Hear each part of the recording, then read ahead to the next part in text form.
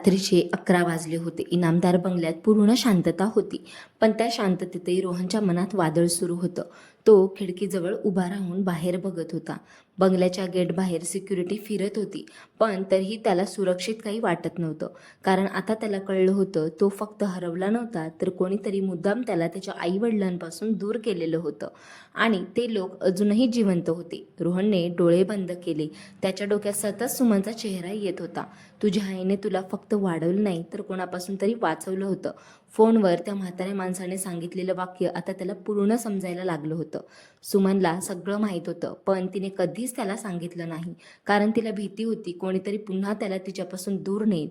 रोहनच्या डोळ्यात पाणी आलं. तो हळू आवाजात म्हणाला, आई, तू एकटी किती घाबरली असशील ना गं. तेवढ्यात दारावर हलकासा नॉक झाला. राजदीप आत आला.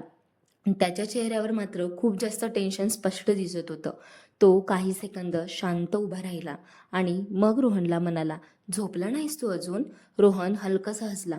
इतक्या गोष्टी कळाल्यावर मला झोप येईल का, तुम्हीच सांगा. राजदीप त्याच्याजवळ येऊन उभा राहिला. दोघे काही सेकंद बाहेर बघत शांत उभे होते. मग रोहनने अचानक विचारलं, त्या रात्री नेमकं काय झालं होतं? राजदीपच्या चेहऱ्यावर अचानक भीती दिसली. तो हळू आवाजात म्हणाला, त्या रात्रीचा विचार आजही मला झोपू देत नाही. रोहन त्याच्याकडे वळला. मला सगळं खरं खरं ऐकायचं आहे. राजदीपने खोल श्वास घेतला आणि भूतकाळ सांगायला मात्र सुरुवात केली. 20 वर्षांपूर्वी माझा आणि विक्रमचा व्यवसाय खूप मोठा होता. विक्रम माझा पार्टनर होता, पण फक्त पार्टनर नाही, तो माझा सर्वात जवळचा मित्र होता. रोहन लक्ष देऊन ऐकत होता. राजदीप पुढे म्हणाला, आम्ही दोघे शून्यातून कंपनी उभी केली. लोक आम्हाला भाऊ म्हणायचे. मी माझ्या घराच्या चाव्याही त्याच्यावर विश्वासाने सोपवायचो. तेवढ्यात राजदीपच्या डोळ्यात राग दिसू लागला. पण मला माहीत नव्हतं, ज्याच्यावर मी सर्वात जास्त विश्वास ठेवतोय तोच माझं आयुष्य उद्ध्वस्त करणार आहे. मग तितक्यात रोहन हे सगळं ऐकून शांत झाला. कारण आता त्याला जाणवत होतं, या गोष्टीमागे खूप मोठा विश्वासघात दडलाय. राजदीप पुढे सांगू लागला, एक दिवस मला कंपनीच्या अकाउंटमध्ये काहीतरी गडबड दिसली. खूप मोठी रक्कम गायब होत होती. मी चौकशी सुरू केली आणि सगळे पुरावे विक्रमकडे जात होते. रोहनच्या भुवया उंचावल्या. मग मी त्याला विचारलं, पण त्याने सगळं नाकारलं. उलट माझ्यावरच रागावला. त्या दिवशी पहिल्यांदाच मला त्याच्याबद्दल भीती वाटली. राजदीप काही सेकंद शांत झाला. मग पुढे म्हणाला, त्या रात्री तुझा वाढदिवस होता. रोहनच्या डोळ्यात धक्का दिसला. राजदीप हलकासा हसला. तू खूप खुश होता. संपूर्ण घर सजवलं होतं. तू केक कापत होतास आणि विक्रम तुझ्या बाजूलाच उभा होता. रोहनच्या डोक्यात अचानक काहीतरी धूसर चित्र चमकले. केक आणि मोठा हॉल आणि एक माणूस त्याच्याकडे विचित्र नजरेने बघतोय. रोहनने डोकं पकडलं. राजदीप लगेच घाबरला. काय झालं?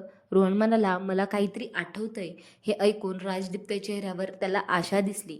तो पुढे म्हणाला, त्या रात्री पार्टी संपली, सगळे जण झोपी गेले आणि अचानक रात्री 3 वाजता तू घरातून गायब झालास. रोहनचा श्वास अडकला. मग संपूर्ण घरात गोंधळ उडाला. तुझी आई वेड्यासारखी रडत होती. आम्ही पोलिसांना फोन केला. संपूर्ण शहरात तुला शोधायला सुरुवात झाली. राजदीपच्या डोळ्यात आता अश्रू दिसत होते, पण तू कुठेच सापडला नाहीस. रोहन शांत बसला होता, कारण तो पहिल्यांदा स्वतःच्या हरवण्याची गोष्ट ऐकत होता. तेवढ्यात राजदीप हळू आवाजात म्हणाला, पण दुसऱ्या दिवशी मला एक फोन आला. रोहन लगेच त्याच्याकडे बघतो. कोणाचा? राजदीपचा आवाज थरथरला. विक्रमचा. रोहनच्या अंगावर तर जास्त काटा आला. त्याने काय सांगितलं? राजदीप काही सेकंद शांत राहिला आणि मग रोहनला म्हणाला, तो म्हणाला, जर तू कंपनी माझ्या नावावर केली नाहीस तर तुझा मुलगा तुला पुन्हा कधीच दिसणार नाही.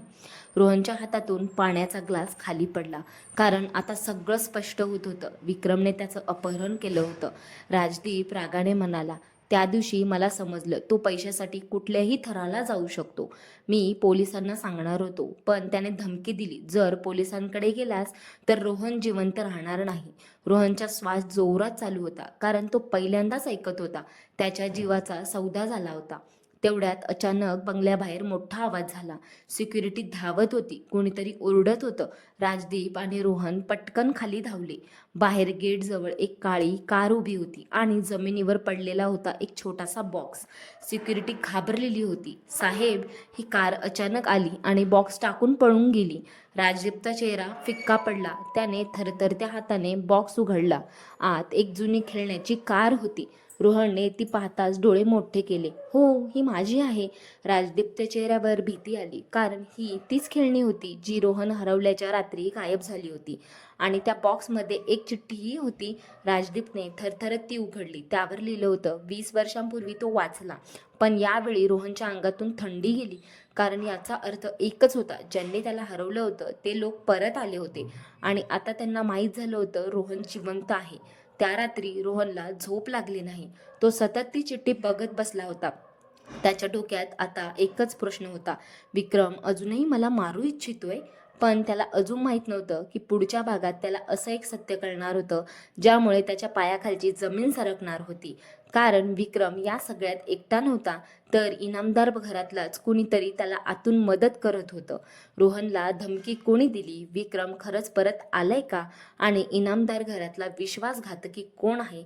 हे सगळं कळणार तुम्हाला पुढच्या भागात. तोपर्यंत व्हिडिओला लाईक करा, चॅनल सबस्क्राईब करा आणि कमेंटमध्ये नक्की सांगा तुमच्या मते रोहनचा खरा शत्रू कोण आहे. अजूनही चॅनलला सबस्क्राईब केलं नसेल तर करून घ्या.